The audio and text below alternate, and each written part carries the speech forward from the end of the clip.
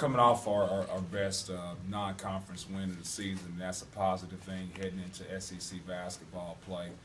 We got to make sure our guys understand that our performance against Florida State can't be a one-time affair. It's got to be who we become and who we are. I'm getting ready to play a Tennessee team that really is their strengths are our weaknesses. They'll play a 2-2-1 press on all makes, and they play zone 100% of the time. So we've got to find a way to not turn the ball over against a 2-2-1 press, and we've got to find a way to figure out their 2-3 zone. Question.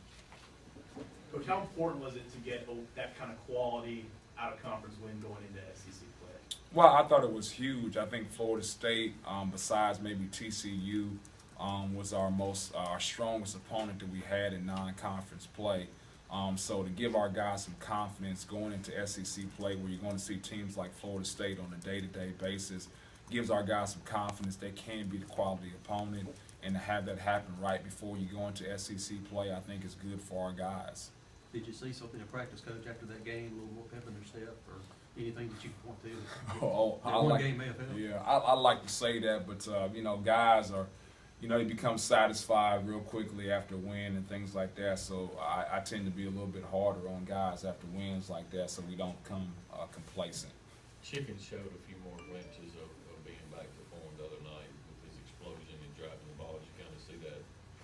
Yeah, I think from each day we're starting to see a little bit more out of him as far as like getting back to his old explosive self. Now he's not fully there because what he does, he shows it in glimpses, and before he would show it the whole time. So we've got to get to a point where we don't see glimpses of that becomes who he is again. So I think that's going to continue to happen here as he gets more reps and he gets in better physical conditioning here. So we need that from him, obviously, because he's a guy that can create offense for us, and we need that.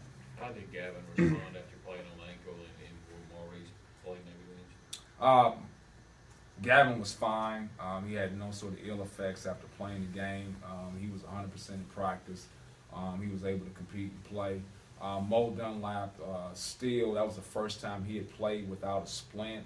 And so the whole time he had been playing in practice, he wasn't able to dribble or shoot with his right hand. So I thought it was really unfair to throw him out there just because he's taped now and not ever having taken the jump shot or being able to dribble with his right hand before. Donnie was talking about on the SEC teleconference, y'all's passive cross over 25 years. Can you just talk about your relationship with him? Yeah, me and DT go way back. He's a guy that I got acquainted with, and I was fascinated. I don't know if you know DT at all, but he has an unbelievable shoe collection. He has probably over like 250 pairs of shoes in his closet, and he collects shoes. And so, you know, when you're out in the recruiting circles as young assistants, you just sit down and kind of watch games. You start talking to guys, and we're somebody who continue to stay in contact throughout our time there. So I think DT is a really good coach, a hard worker. He's really engaging personality.